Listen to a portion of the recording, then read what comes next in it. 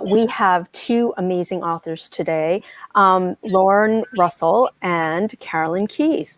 So they have been doing work, and the work has come out during this pandemic. So it's the perfect time to be sharing their work and hearing what they have to say.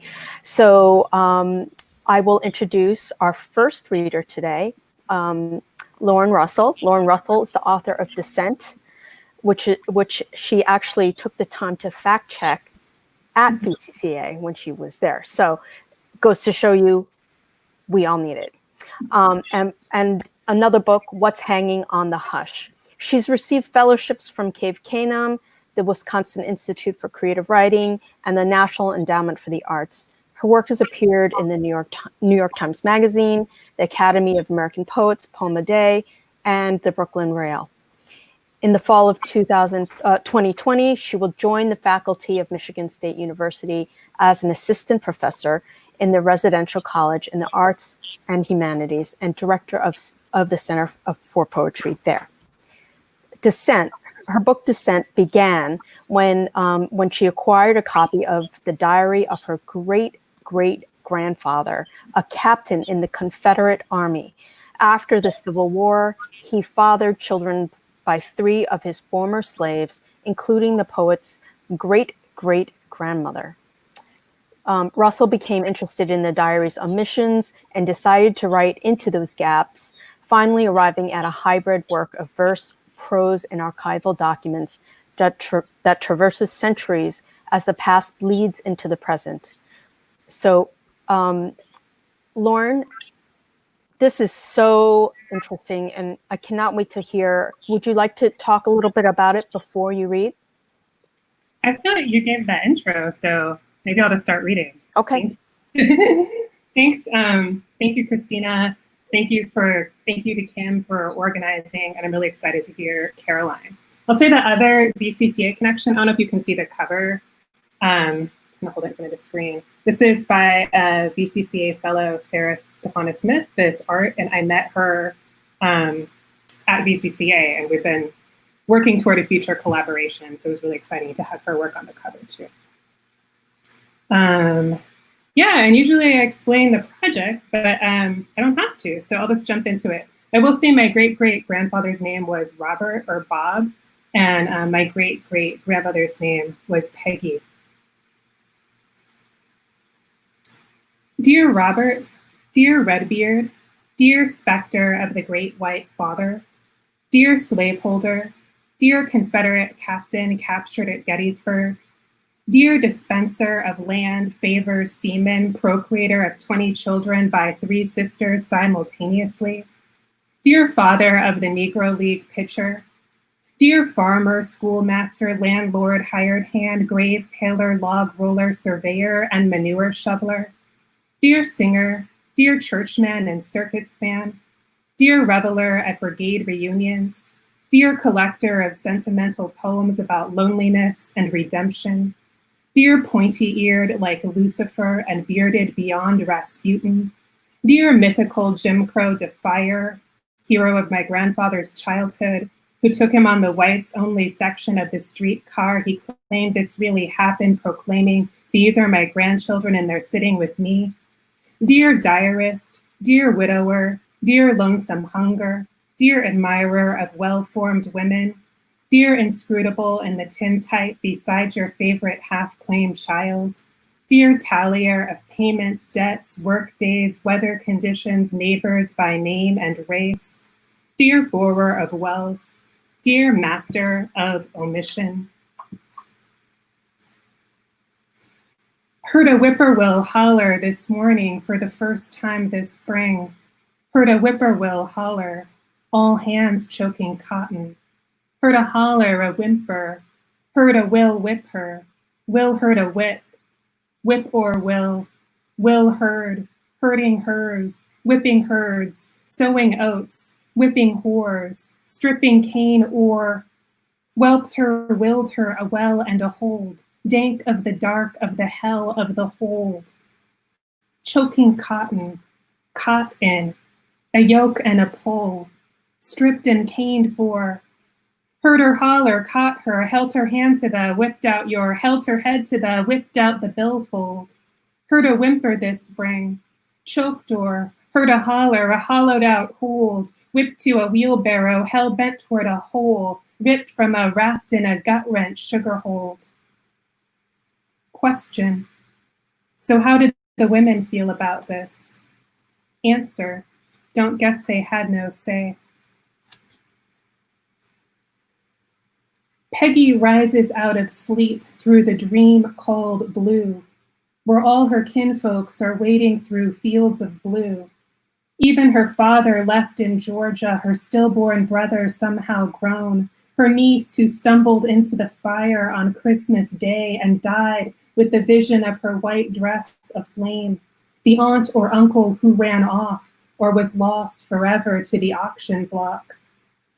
They are all wearing blue, blue hats, blue shawls, and in the way they sing a song with no words, deep from the gut there is also blue. And bluely she creeps toward them in her calico blue.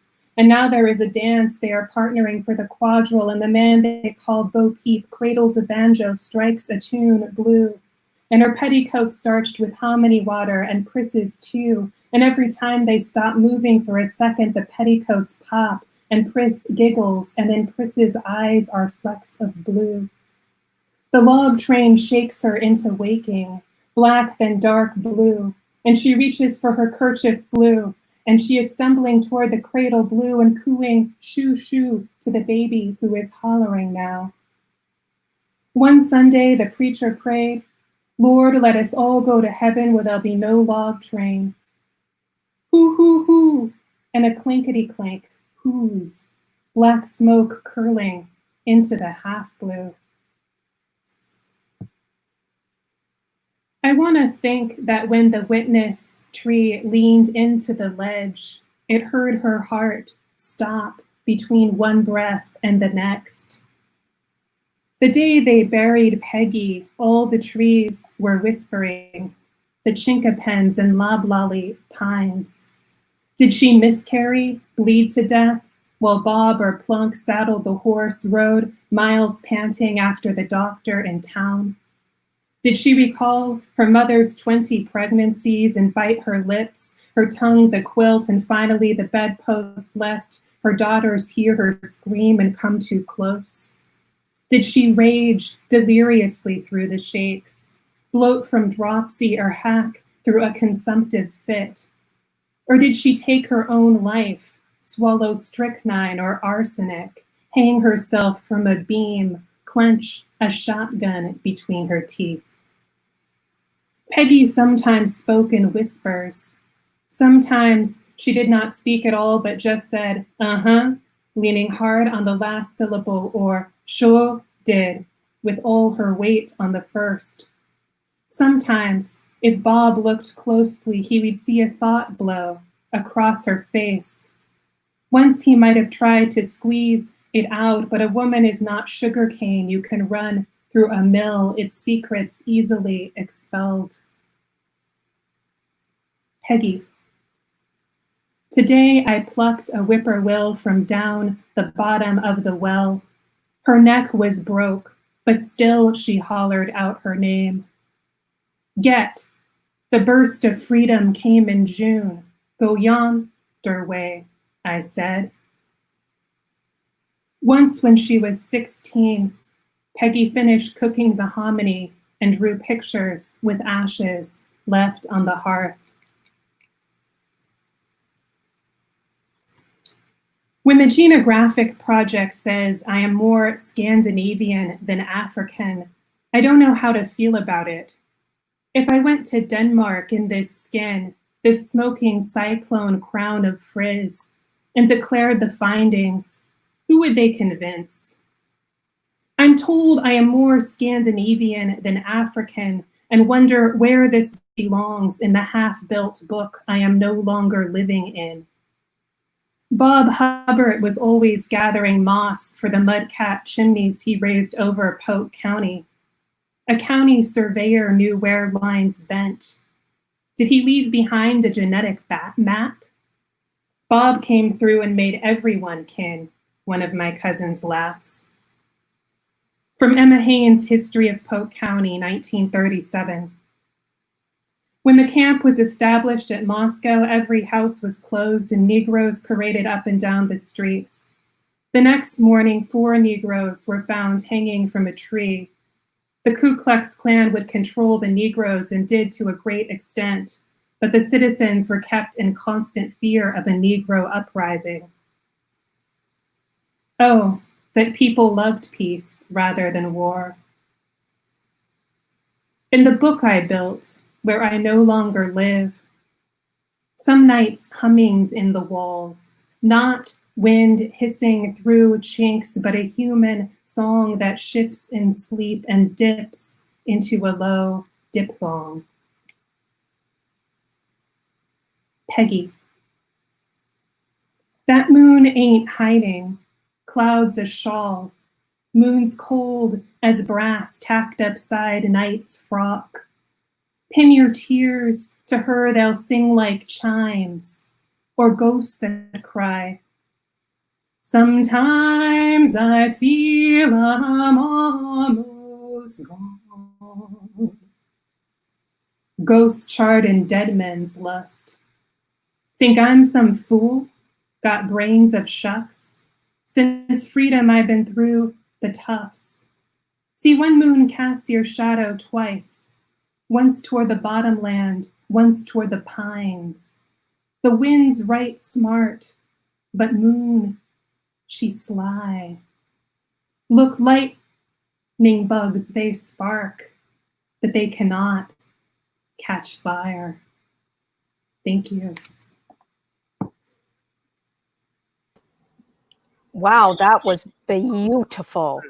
I absolutely, I got shivers when that moment you started to sing. The rhyme was exquisite. And actually we have a comment from someone. So I'm just gonna read the question that he has. There's so much rhyme in your work and fabulous attention to sound. Is there something you might say about sound and memory and history, and maybe how they connect to the project of your book? Oh, hi, Alan Michael. This is funny because I remember somebody asking me this sound question when Alan Michael read together at the actual VCCA Fireplace 2 years ago or something. Anyway, thank you for that question. I think I said then, I'm going to say then what I'm saying now, which is that I sort of write by ear. So I just sort of hear it in my head and I follow. For the most part, I'm responding to the sound in my head. For Peggy's voice in particular, I chose for her to write and to speak in blank verse, which is unrhymed iambic pentameter. For a couple of reasons. It was something I just sort of happened into when I was auditing a forms class, and it felt like the right constraint because it created this really interesting idiosyncratic voice, but it's also constrained, and she was living and practicing her creativity and surviving within constraints. So the iambic pentameter worked really well for that voice. That's wonderful. So you basically started with this diary and you created this beautiful creation that was like all these different parts. What kinds of research went into figuring out what you were going to lay as the groundwork and then build on? A lot. So I sort of don't even know where to begin. I have like pages and pages of notes. Oh.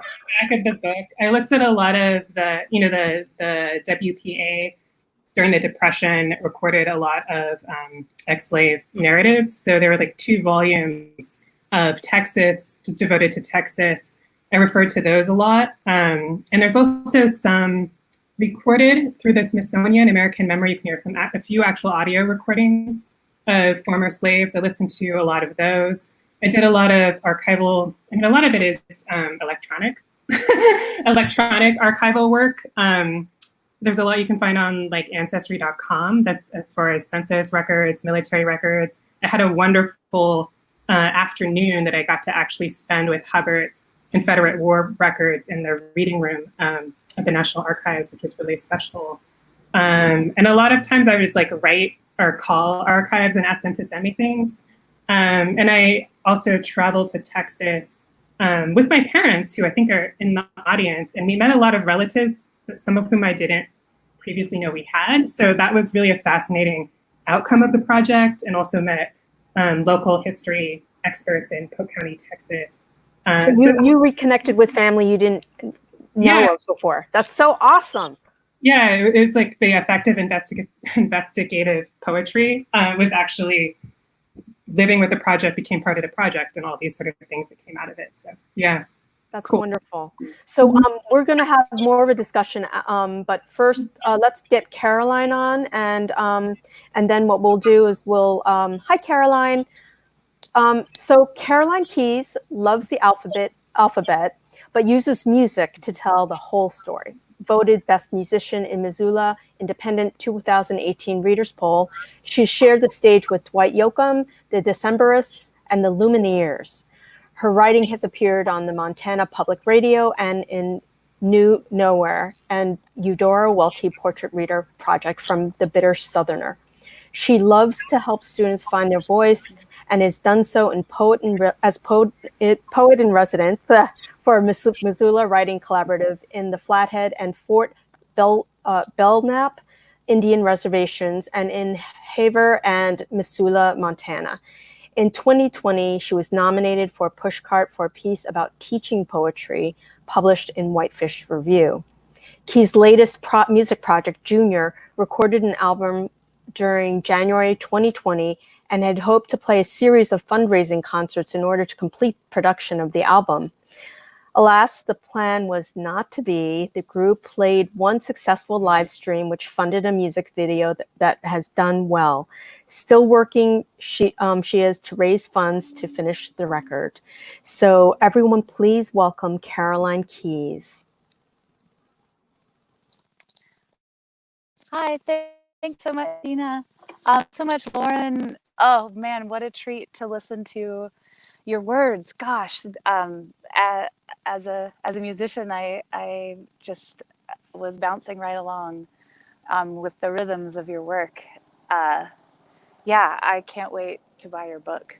And I'm gonna play just a couple songs. One of the songs that is on the record that it doesn't quite exist yet is from a project that I've been working on my own outside of that band. That's a response to a song by song response to Justin Timberlake's Man of the Woods album. I live here in Montana, and in 2018, Justin Timberlake released his Montana album called Man of the Woods, and I feel like he might have missed some stuff, and so about the Montana experience. I'm not from Montana. I actually grew up very close to VCCA, and I've lived in Montana for half my life as of this month, here as a visitor on Salish land. And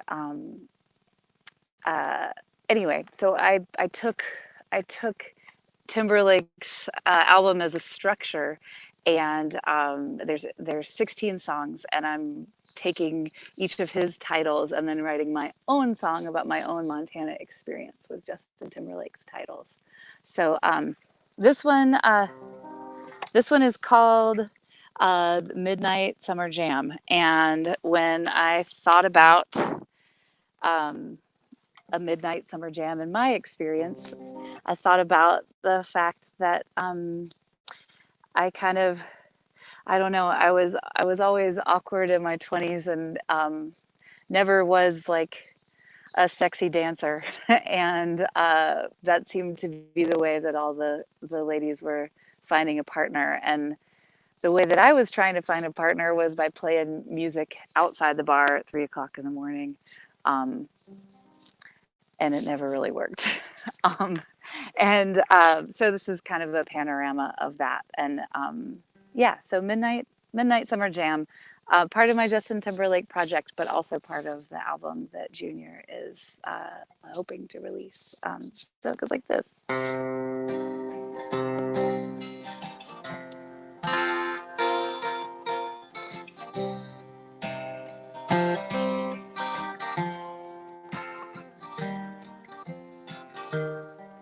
They'll come spilling out of Charlie's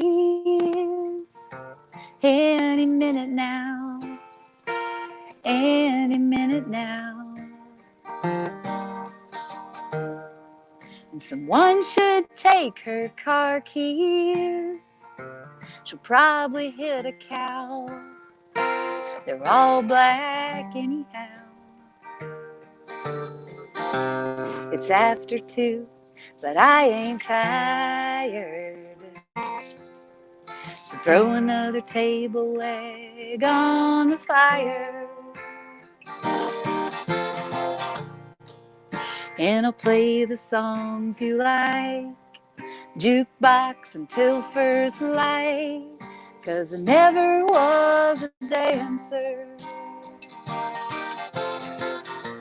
I ain't out back 'cause I'm underage. I'm just not ready for the stage. And song's the only answer. The sky was black and starry, like a parking lot full of broken glass. And there's 3 girls trying to go home with Benji. He says either they'll get cozy or they'll kick my ass. Now this one's wrestling the bartender, while I refuse to play John Denver. But I might play some Ween, White Snake, or Bon Jovi, 'cause the song's the only answer. Why would you ever leave? I got 50 dead tunes up my sleeve, and I never was a dancer. Ooh, ooh, ooh, ooh.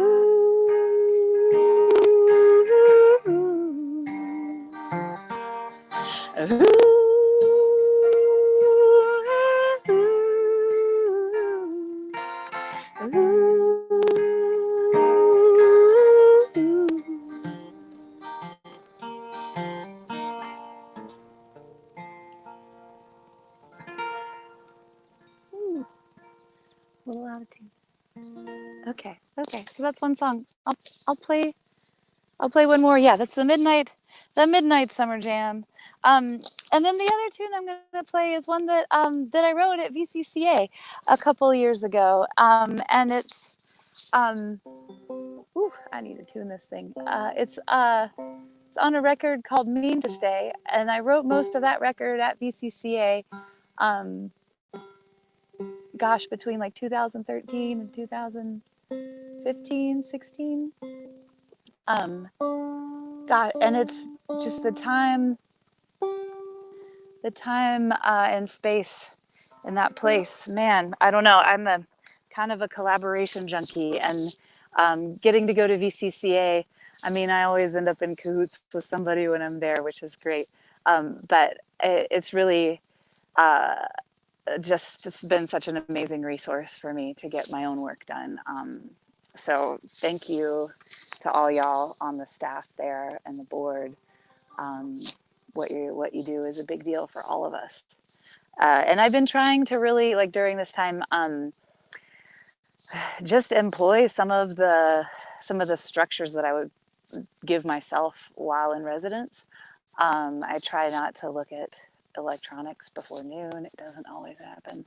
And take a walk. I don't know. I try to bring a little VCCA into my life right now as much as I can. Okay. Hopefully the banjo wants to stay in tune. I'm kind of been in and out of the shade today. Oh, and speaking of the banjo, this is an instrument that is only in my hands because it came to me. Sorry. It only came to me because people were stolen from Africa. And that's something that's been hard for me to reckon with of late. And I've been trying to figure out a way to, I don't know, just a way to have banjo, this instrument specifically. I mean, sometimes, some months of the year, I make my living with this instrument. And I made a one-time donation based on how many years I've played the banjo, but I feel like I need to have an ongoing sort of like, almost like a reparations percentage from the money that I make. And I'm still figuring out how to do that. So, yeah, I just want to acknowledge that this banjo is being played on stolen land, stolen instrument being played on stolen land.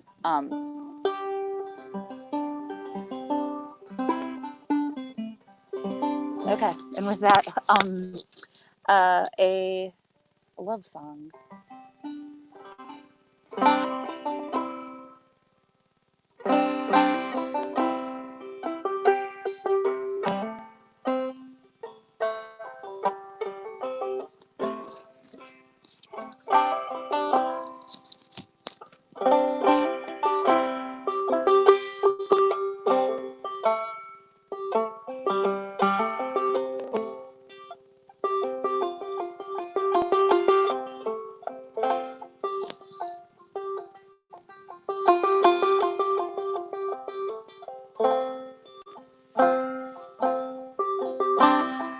Tuck our pants in our boots and set out for midnight.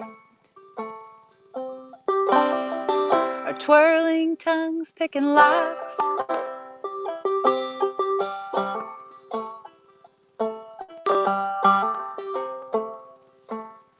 And oh, what a true friend. Oh, what a true friend you've been.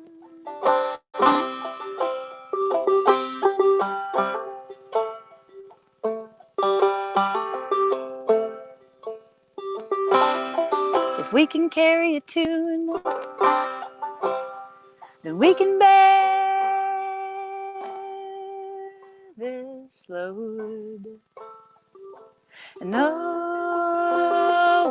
what a true friend. Oh, what a true friend you've been.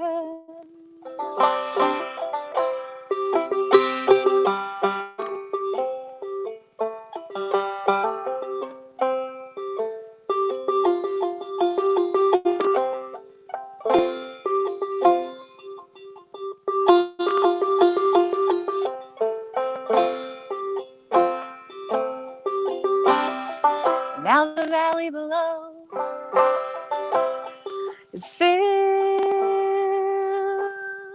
with our songs, singing, oh, what a true friend. Oh, what a true friend you've been.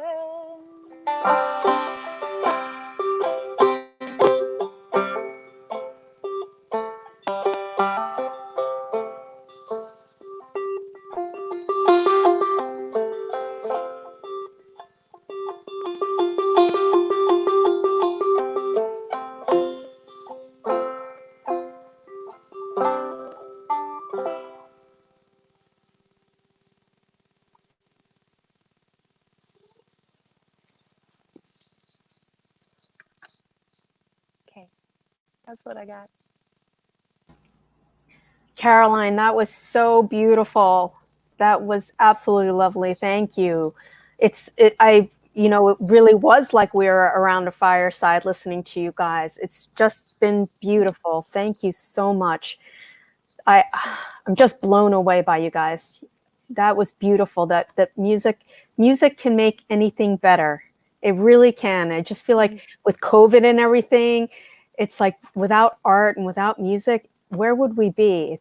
I like have my earbuds in constantly because it's, it's just been relentless. So let's talk a little bit about the piece that's most affected by COVID, because you really were going to come out with this album. So what happened, and how can the VCCA community come around to help or listen or whatever? Oh gosh, well that's so generous. Basically the short version of the story is that we made a record, and I'll say the band is all women, and we worked with a woman who is the engineer, and that was a real treat. In Astoria, Oregon, this winter we recorded, and yeah, actually it's funny, the band got together because we want to travel, and and so that's been an interesting hiccup for us. And we made the record because we were like, we want to play a festival in Europe. We didn't even have a certain one in mind. We were just like, we want to go to Europe and play music, and we guess we got to make a record in order to make that happen. And so it's actually kind of okay. It feels like right now that that things are stalled because we wouldn't be able to travel anyway. But we do have a video, the name out right now, and if you, our name is kind of nondescript. We're named after a basset hound, but but our band is called Junior, and the song is called "God Damn It." And I did not write the song, but I play the banjo on it and sing and do all sorts of other stuff. But if you go, if I guess you could Google that Junior, Yeah. God Damn It, and you'll come to the video. And on the video, there's a link to buy a copy of that song, and that helps. If you buy a copy of that song, that helps us get on our way. So That's wonderful. what I know. Thank you, Christina. That's a great idea. So, when you, what's the process of, like, do you come at music like it's like a poem first, or do you come at it from the music side first? So that's such a great question. I think I usually come at it with from the music first. It's weird. I didn't study music. I studied writing. I did an MFA in nonfiction. So it feels like that's where I should be coming from. But I like to noodle around on instruments first because it's mysterious to me. I don't understand music, and like I feel like I can get in touch with things that are not necessarily conscious if I start in that space, and that feels like a good spot for me at the time.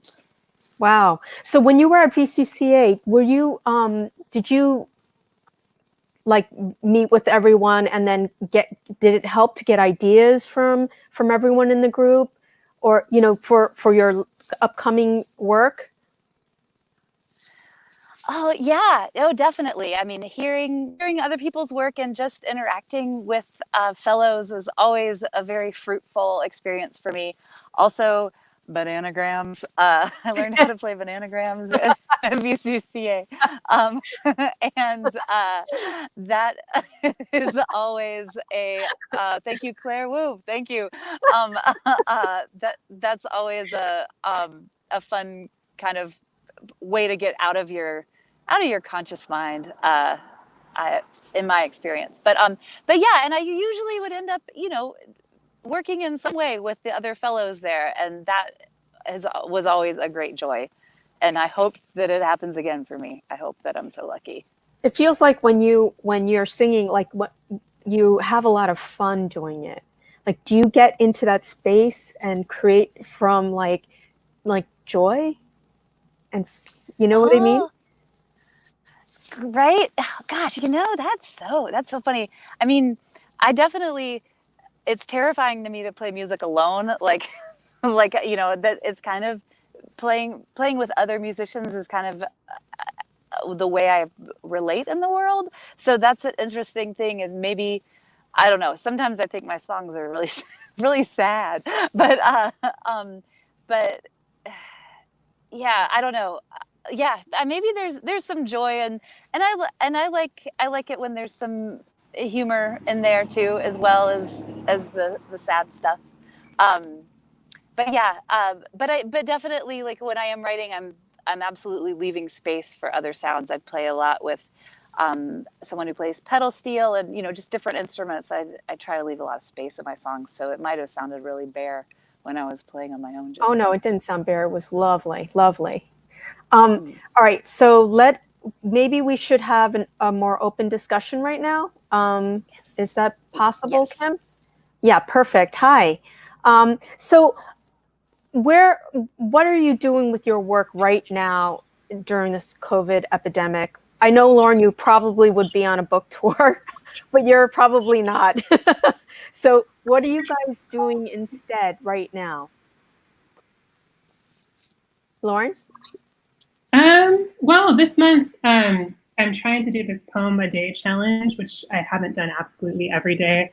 The poet, Sean Bishop, does this every year. Usually it's in June, and he emails a lot of people and is like, do you want to write every day? And everybody sort of emails it on this Google group. And it's sort of a way to stay accountable and try to produce something. And I've already missed 3 days, and we started June 15th. But I'm trying to do it to just sort of like exercise those muscles and be producing something. I'm also sort of in the middle of life transitions and moves, so it's sort of been a distracting moment for trying to get a lot done, but I'm trying to be okay with that and see what happens. I think that's the moment that we're all in. We have to just be okay with what happens. Carolyn, how about you?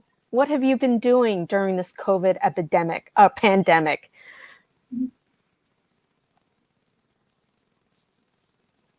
Caroline, can you hear me? Right. And just so you know, now that we're all three here, I'm having trouble hearing, but I think I know what's going on. Was that for me? Yes.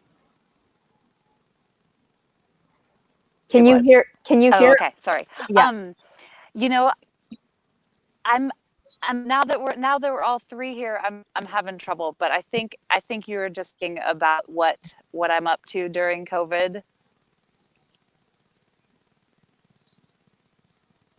Yes. I'll answer that question that I think is last. I have not written every day. I'm actually surprisingly busy. I was making anthologies of my students' work, and working on a music video, just kind of like logistical. Um, and here in Montana, our infection rates are pretty low, and I've started playing a few little private parties, which actually I'm not sure I will continue to do, because it's just sketchy. You just don't know what kind of situation. But I've been writing, like, for a while there. I just didn't feel like I could stomach it. Like I just couldn't think straight. And I'm starting to get back to something. Thank you. So, which part comes first? The actual research or the ideas? Or like Lauren, you had the diary first, right? Mhm. And then you've like in the gaps, the places where you didn't have information, you kind of filled in, right, with the information that you read, right? So what do you think, um, how do you fill in those spaces, I guess is my question. Like, how do you just create a different character? I mean, how do you jump into that space? Well, I thought of it. I think I created. I was ripping off Audre Lorde, who has the term biomythography, and I took it a step farther and call it biomythology, because there's a lot about which, no matter how far you dig, or as far as I dug, it just isn't. Peggy, there's not much record of Peggy having existed. I mean, that's the main gap. She appears 4 or 5 times in Hubbard's diary and the 1880 census. And I know she died sometime between 1894, when one of his diaries trails off, and 1900, she doesn't show up in the next census. but I don't know how. And so it sort of was, those gaps in the archive became, made it possible to imagine all sort of possibilities for what could have been. And by doing a lot of research, I tried to keep it, not totally inconsistent or inconceivable with what would have been possible. But there's a lot of things that it's just not possible to know. And that's sort of why I'm a poet. Like, I'm not a historian, and I wouldn't probably be interested in writing a straight history. I'm really interested in where, as a contemporary person, I can sort of imagine into that space and into that narrative and into those relationships and histories. Well, that's the beauty of art, right? Like, you're not just writing a textbook, so you get to actually reimagine whatever it was that existed into your creation, right? Caroline, how about you? Do you start with an idea or words, or how does it work, or is it different for every song? Uh-oh. Okay. I'm gonna answer what I think I heard, if that's okay.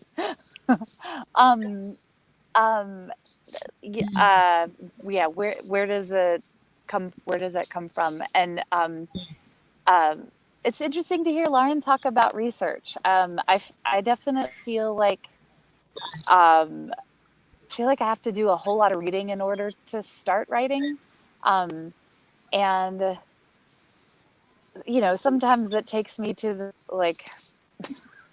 the Fleetwood Mac Wikipedia page or something. Like, it just it doesn't always feel super directed. I usually feel like I'm following some curiosity into lots of different directions when I write. But with that Justin project, it's kind of fun to have structure. Like, it's just a straight response to, I'm not listening to his songs. I'm just taking his titles and writing my Montana with his. So that's been an interesting approach, I suppose. I think that's pretty funny that you're using Justin Timberlake as a I guess that stepping stone that you kind of shoved really step off of. So I think we only have a few more minutes. So what I wanted to ask you guys is, when you go to VCCA, well, we're not going to go this summer, obviously. Do you already have projects in motion? Are you thinking of? Because I'm thinking of going back. Hello, I need to go back at some point soon because I feel like I'm losing my marbles. But have you thought of your next residency and what you want to do when you're there? Lauren?